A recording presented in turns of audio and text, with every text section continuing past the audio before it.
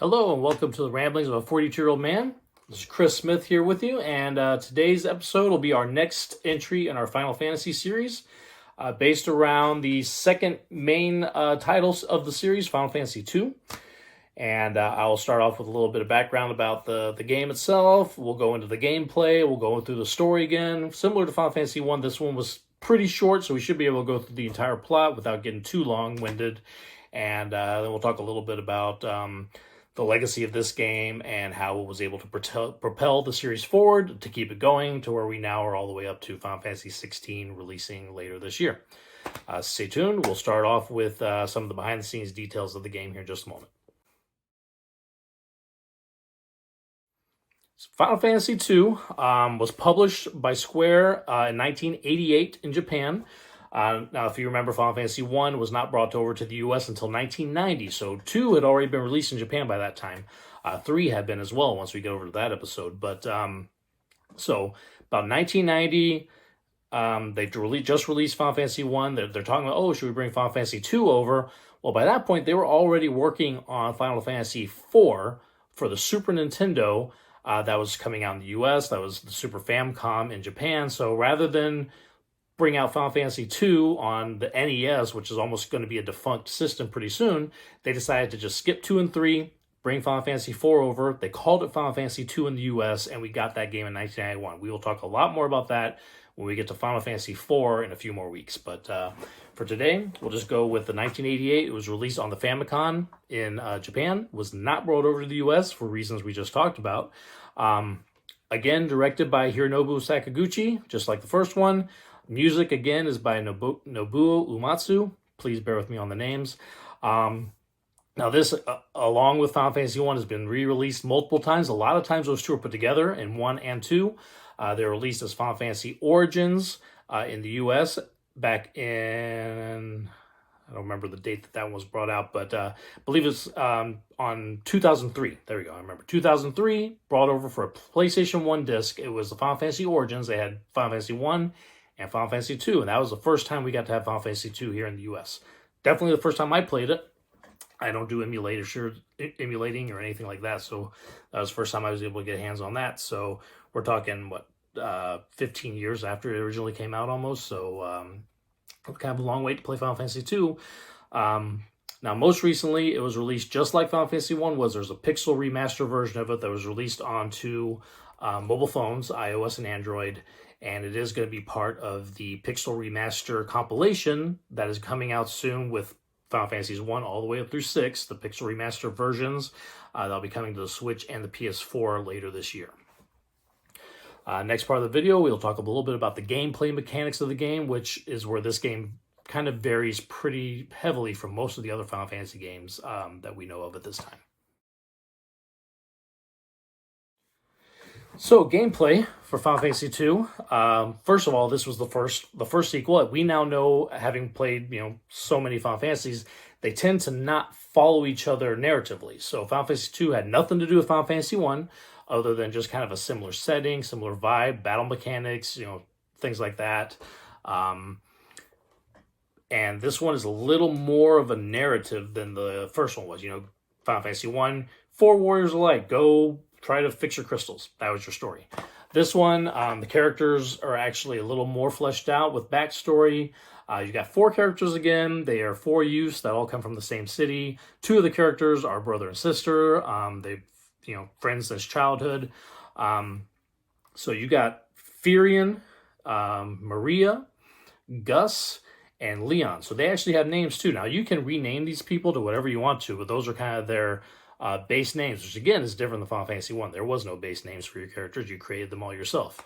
But you've got these 4 characters, and instead of like in Final Fantasy I where you could pick different classes, in this, you've got these 4 characters, and you can pretty much customize them the way you want to. That's a big difference between the first game, this game, and upcoming games as well. In this, the way that you level up or become a specific class or whatever is by how you play. It's very similar to a very lo-fi version of the Skyrim leveling system. So there's no experience points, there's no levels. What it is if you equip a sword on one of your people and he's hitting with a sword, he's going to get better at a sword. His attack will go up. If he gets hit hard and his hit points go down, his hit points will go up. If you have somebody using magic, their magic will go up, their MPs, their magic points will go up. They'll get better at using the spell. So pretty much you can have whatever characters you want to. You can modulate them the way you want to.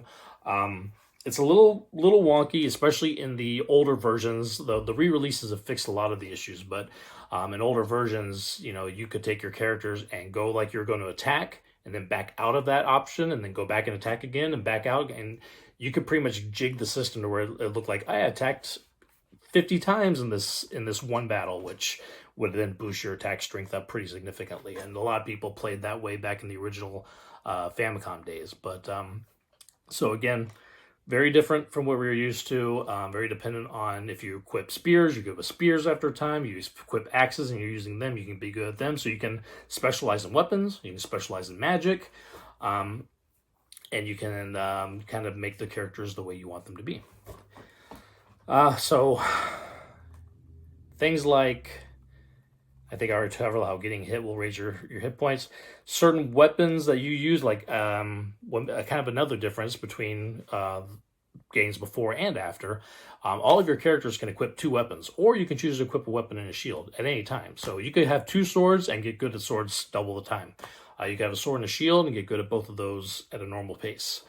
Same thing with like spears, axes. You can choose to not equip a weapon at all, and your fists, your hand damage will increase. So that's how things are different from Final Fantasy 1. Similar though, you still got the world map, you still got exploration, you got castles and villages and dungeons that you go into. You got random battles that you will participate in as you're walking around. The battle screen is pretty similar. You still got your heroes on one side, your enemies on the other, your kind of stat information at the bottom, and then you're fighting and stuff through those battles. When the battle's over, again, no experience points, but you'll find out what skills you leveled up by what you used in that battle. Now magic, similar to Final Fantasy 1, you can purchase magic in the shops. This time they come as books, and if you read the book from the item screen, your character will learn that magic spell. And again, these characters are customizable, so you could teach Cure or Fire or any of the magic spells to whoever you want to.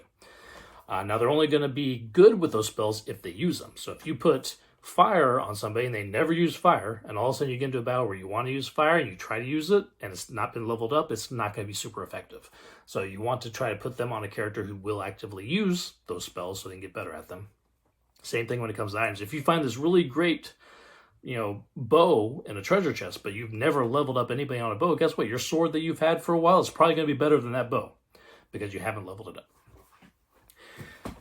The other thing that they introduced in this game for the first time is the back row mechanic, which will be really big pretty much in every other Final Fantasy going forward. What it pretty much means is you've got, instead of all your characters being on the same row, you can take a weaker character and put them over to the back row. They will get hit for less. They will also do less damage unless they have a ranged attack like a bow or like a magic spell, things like that. So it's a way of kind of keeping maybe a weaker character from getting hit too hard, or if you know that you're going to have a character that is truly just doing magic all the time, keep them in the back because it's not going to affect how they hit. So that's the gameplay mechanics for the game. Next, we'll do a little bit of a plot summary and the story of the game.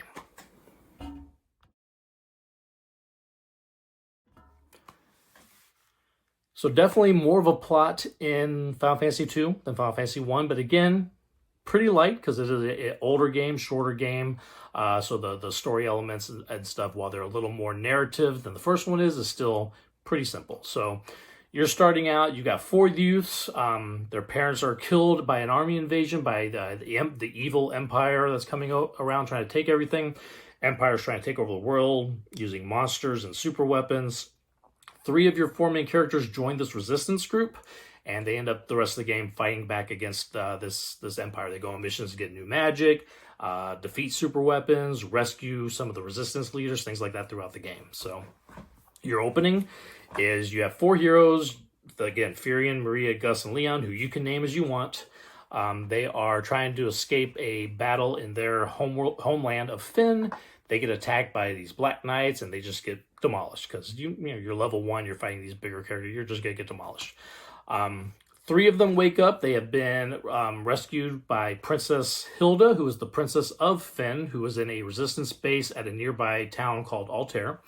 Leon, that 4th character, has disappeared. We don't know where he's at. We don't know if he's alive, if he's dead, what's going on. We will not see him again for quite a while.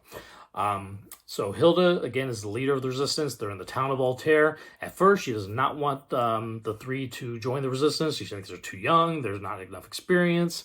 She, doesn't want them throwing their lives away with this resistance movement. But the heroes are able to, they try to go back into Finn, and they find Hilda's fiance, who's wounded and is pretty much on his deathbed. And with his final words, he gives them Hilda's ring and tells them to tell her that he loves her and blah blah blah, all this stuff. They come back with that ring for Hilda, and she's like, you know what? You showed a lot of bravery and courage going to do this, so I do have some tasks that I can go ahead and bring you on to do. And that'll bring us into the next section of the game.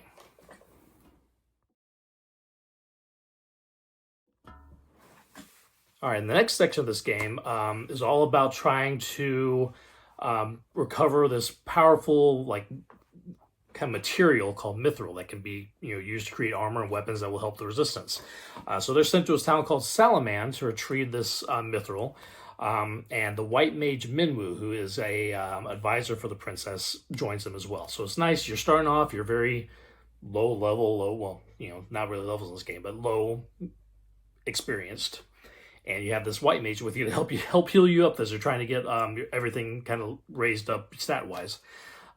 So you go off, you go to Salaman, you find that the townspeople are being imprisoned by the Empire, being made to work in this mithril mine. So you go into the mine, you free a whole bunch of townspeople, you grab a bunch of the mithril, you defeat some Emperor sergeants, and you come back to Altair, and you guys use that material to make some weapons. You get some mithril weapons, some mithril armor.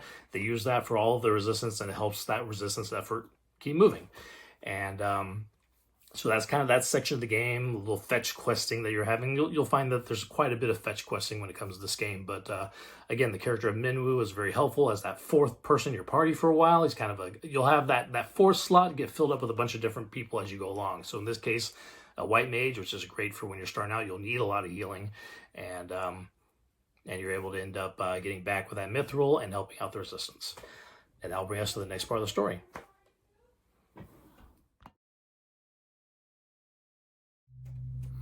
In this next section of the game is pretty much centered around the Empire having this super weapon called the Dreadnought. And it's like a big super battleship kind of airship thing.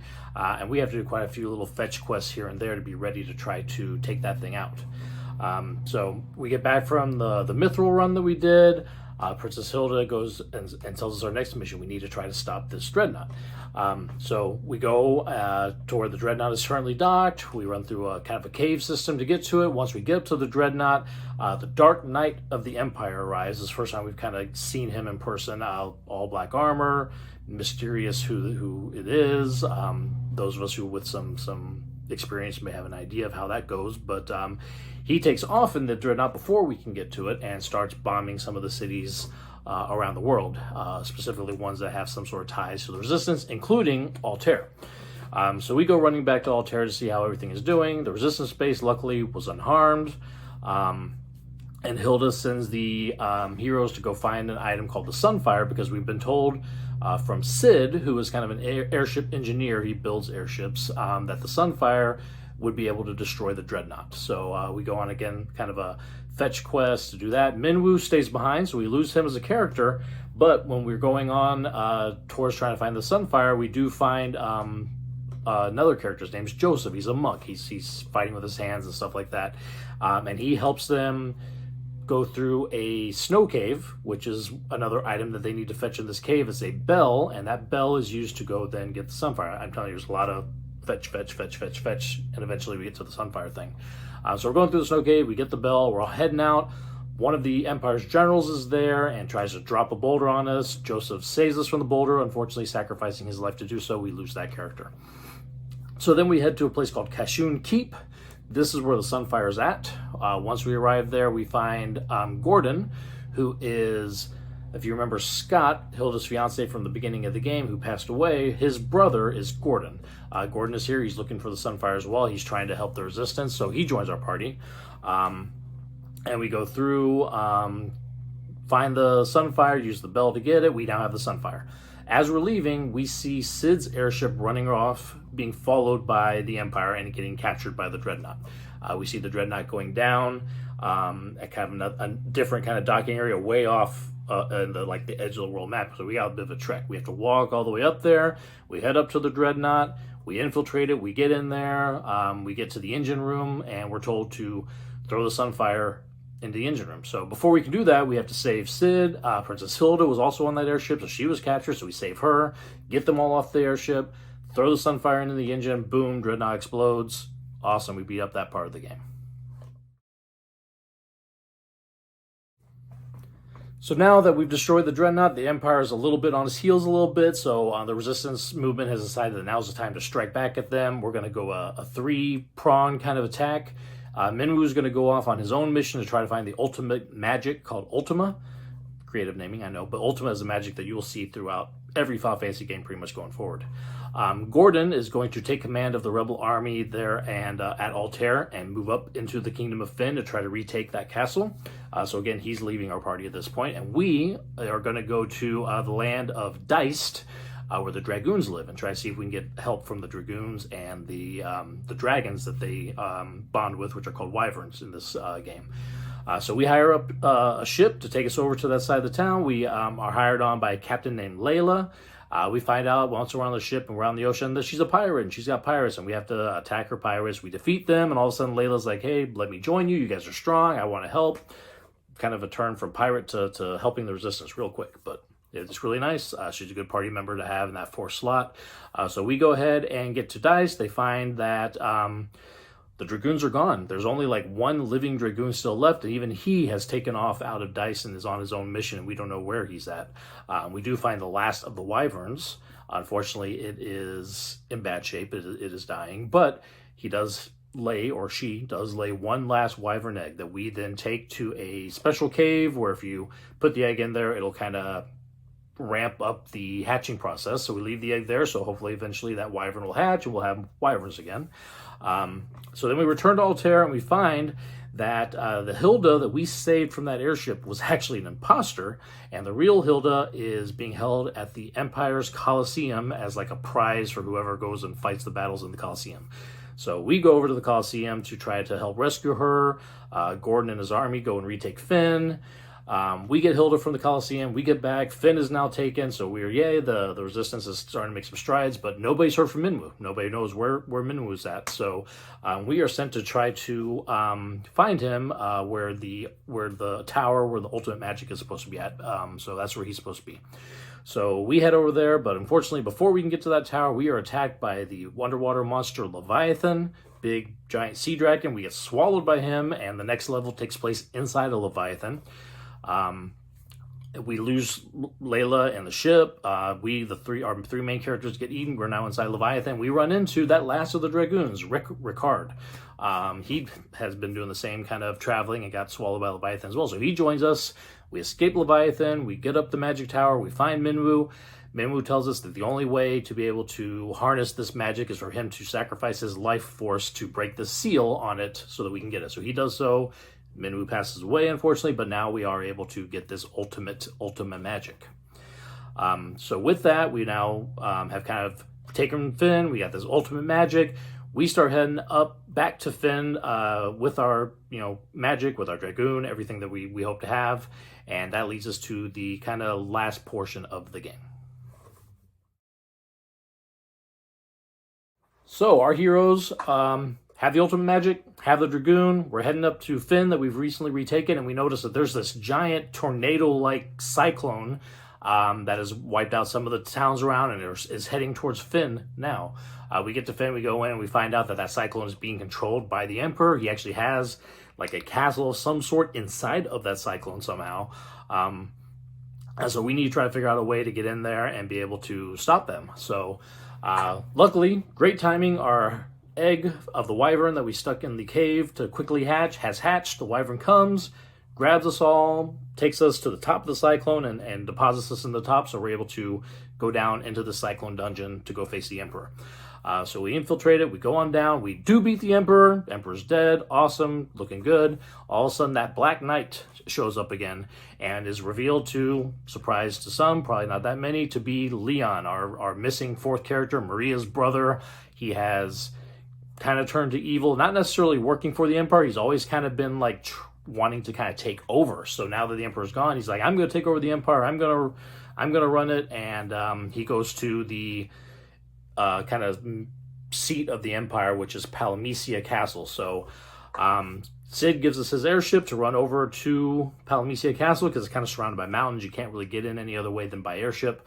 So we get into, we go through the castle, we defeat all the enemies through there, and get to Leon, and we're trying to talk him into, you know, coming back to the good side, you know, not being this dark knight, but using his powers for good, All of a sudden, in the middle of that conversation, the spirit of the Emperor returns from hell, and he's going to pretty much take the world and bring it all into hell as well. So somehow, in the time that we defeated him, he's kind of taken over and decides that he's going to now bring all of the world down with him.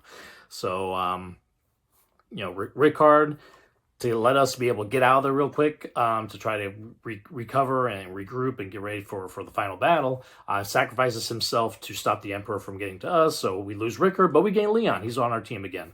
So he joins the party in order to help stop the Emperor. Not necessarily sure if he's doing it because he wants to go to the side of good, or if it's just that, you know, he needs to get this power out of the way so he can be powerful again. You know, who knows? We'll figure out some of that. But they return to Finn. They start kind of getting themselves prepared, and then they head off to the final dungeon, which is a castle called Pandemonium. And that is where the Emperor's at. We have to go through there. We have to go in. We have to defeat the spirit of the Emperor for the final time. Supposedly this time is it. We actually do it. He won't be coming back again, we hope. We banish him back to hell. We return to Finn. We celebrate that everything's good. The Empire's gone. Leon has decided that he is going to leave our group, not necessarily to take power against the Empire, but to find himself. Try to figure out if he is able to come back to the light. If he thinks that he's done the damage that he's done is reversible and that he can be good again. So at the end of the game, we end up with our three heroes still saying goodbye to their friend, and game ends. There's a special bonus dungeon in some of the re-releases, specifically ones on the Game Boys, the Game Boy Advances that came out, I believe. One of the mobile versions that was out before the Pixel Remaster came out has the same dungeon. It's called Soul of Rebirth, and what that one kind of is the side characters that we've had that have passed away. So you've got Minwoo, Scott, Hilda's fiance, Rickard, and Joseph all kind of wake up, and they're sort of like in this afterlife area, and they have to fight through this dungeon to get to, you know, the end of their afterlife and stuff. So interesting dungeon. I played through it once. I don't remember a whole lot of specifics, but it's kind of fun. A little extra thing with some different characters to play with, but that's not on the newest version. It's not on the Pixel Remaster, but some of the older re-releases will have that. So that's the end of the story of the game.